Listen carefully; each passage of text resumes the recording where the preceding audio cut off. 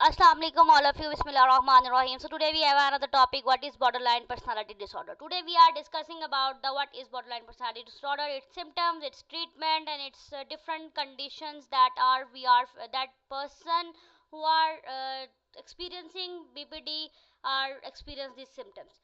What borderline personality disorder is a serious psychological condition जो कि unstable mood और emotions और रिलेशनशिप और बिहेवियर के ऊपर है, जिसमें बीपीटी के एपिसोड्स होते हैं जिसके अंदर जो है वो पर्सन की इम्पल्सिविटी इंगेज करती है रिस्की बिहेवियर्स के साथ।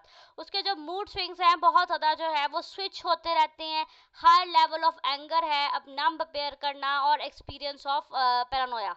उसमें जो है वो estimated 1.4% of the adult population ऐसी है जो कि बॉर्डरलाइन पर्सनालिटी डिसऑर्डर में रफली 3 क्वार्टर्स में डायग्नोज होती है जब इसके अंदर ऑकर होता है। वुमेन जो है वो सजेस्ट किया गया है कि ये rate of miss diagnosis in main है, लेकिन ये वुमेन में ज़्यादा पाई जाती है।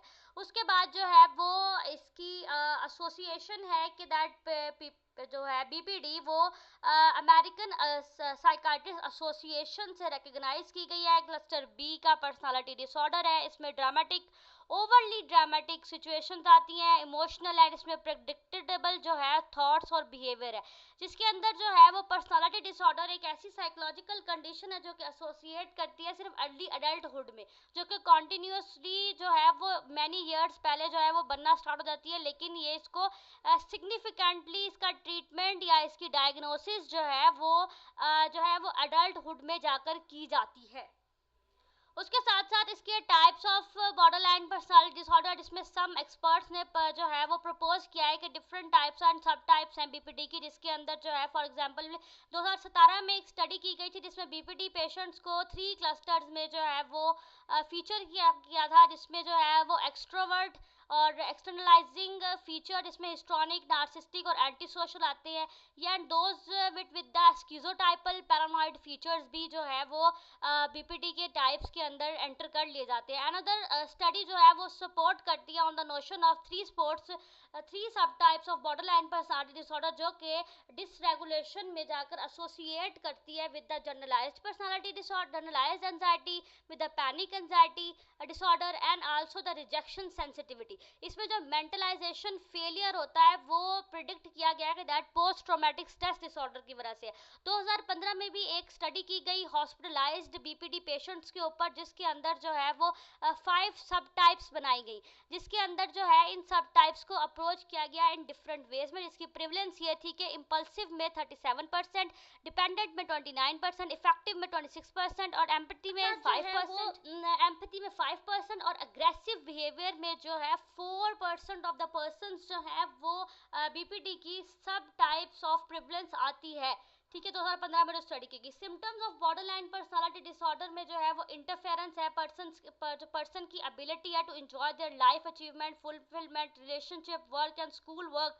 ये जो है वो एक इंटरफेयर होता है इसके अंदर, बिकॉज ये पर्सनालिटी डिसऑर्डर का जो पर्सन है इसके साइंस एंड सिम्टम्स जो है वो ऑकर हो जाते हैं, लेकिन इसकी डायग्नोसिस होती है over the 18 years of the age में जाकर, जिसके बारे में पहले भी मैंने आपको गाइड किया।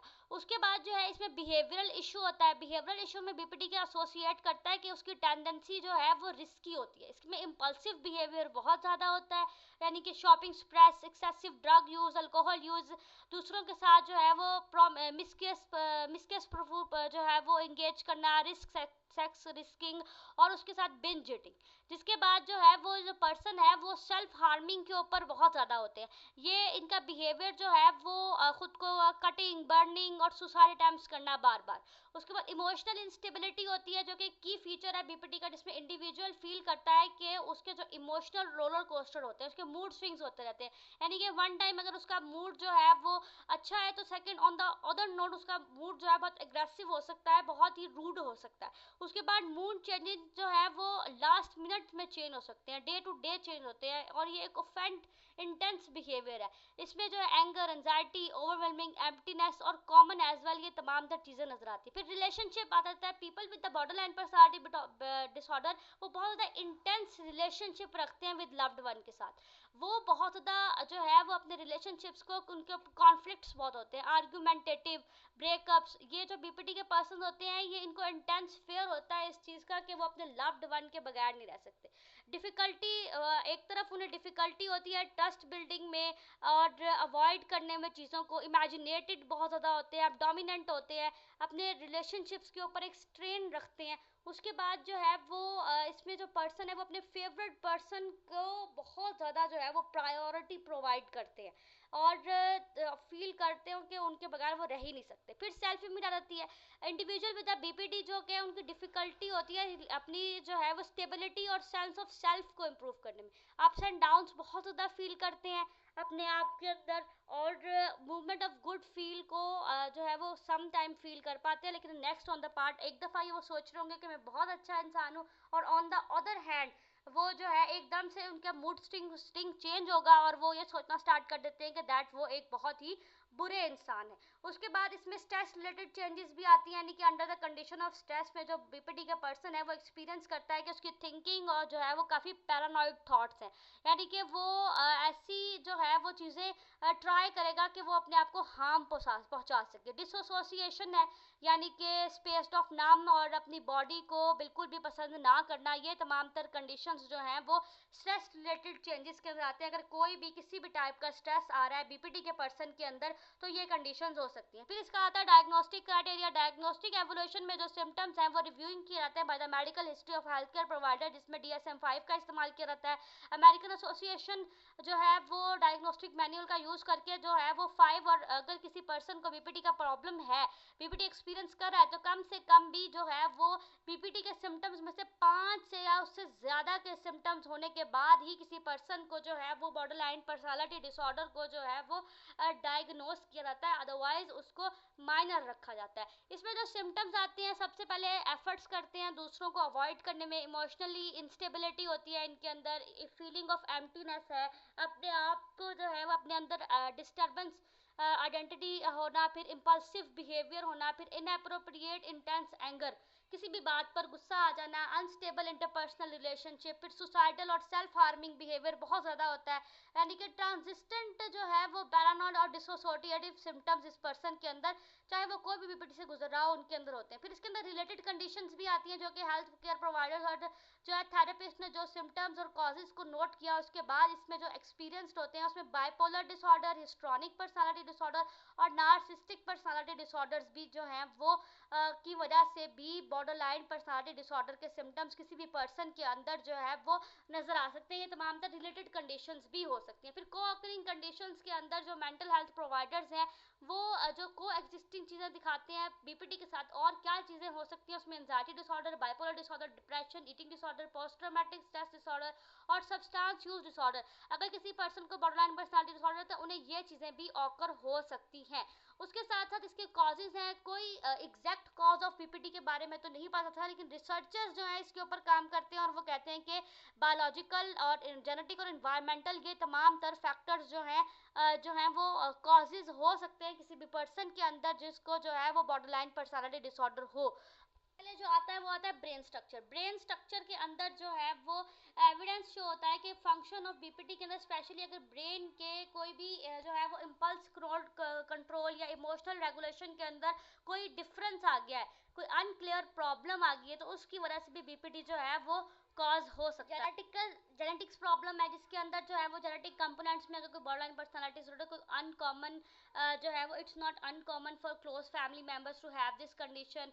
फिर उसके बाद नेगेटिव एक्सपीरियंसेस आते हैं कि बचपन में अगर कोई चाइल्डहुड अब्यूज़ हुआ है, कोई ट्रॉमा है, कोई निग्लेक्शन प्रॉब्लम है, या कोई केयर गिवर सेपरेशन है या पेरेंट सेपरेशन है, तो उस चीज़ की वजह से भी अगर उन्होंने बचपन में कोई ऐसी चीज़ कन्वर्सली जो है वो एक्सपीरियंस की है, तो बीपीडी के सिम्टम्स जो है वो डेवलप होते होते एट द एज ऑफ 18 जो है वो कम्प्लीटली डेवलप होकर स्ट्रांग हो जाते हैं। उसके बाद इसके रिस्क फैक्टर्स आते हैं। रिस्क फैक्टर्स में जो है वो बीइंग अबेंडेंट होना बचपन या एडोलेसेंट के अंदर, फिर कोई भी सेक्सुअल, फिजिकल या इमोशनल अब्यूज़ एक्सपीरियंस करना, उसके बाद कोई फैमिली डिस्ट्रप्शन होना लाइफ में, फिर पुअर कम्युनिकेशन स्किल्स की वजह से होना, फिर ट्रीटमेंट आ जाता है। At the one side the experts believe that BPT patient जो है वो कोई इसका जो है वो treatable is very treatable problem है। उसके बाद इसमें रिस्क बिहेवियर जो होते हैं, हाँ सुसाइड, ये भी जो है वो बाद द थेरेपीज जो है वो ट्रीट किया जा सकता है। इसमें जो हेल्थ केयर प्रोवाइडर्स और प्रोफेशनल्स जो हैं वो इसके अंदर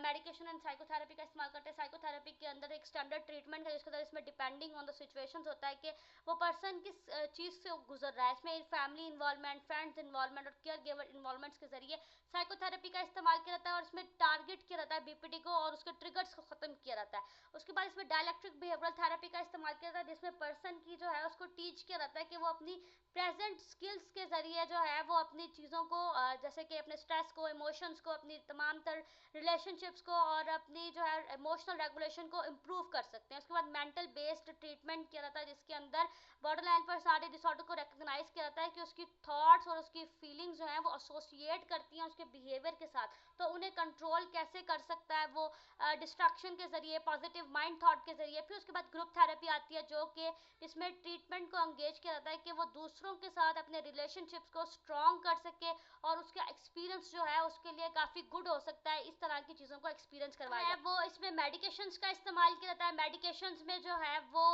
क्योंकि इसके अंदर डिप्रेशन के डिसऑर्डर्स, मूड स्विंग डिसऑर्डर जो बहुत ज़्यादा नज़र आ रहे होते हैं सिम्टम्स, तो इसलिए इसमें जो है एंटी डिप्रेसेंट, एंटी साइकोटिक और एंटी लेटिकल यानी कि एंजाइटी मेडिकेशंस और मूड स्टेबलाइजर्स दिए जाते हैं जो कि पर्सन को ट्रीट करने में और काफ़ी ज़्यादा जो है वो हेल्पफुल साबित होते हैं।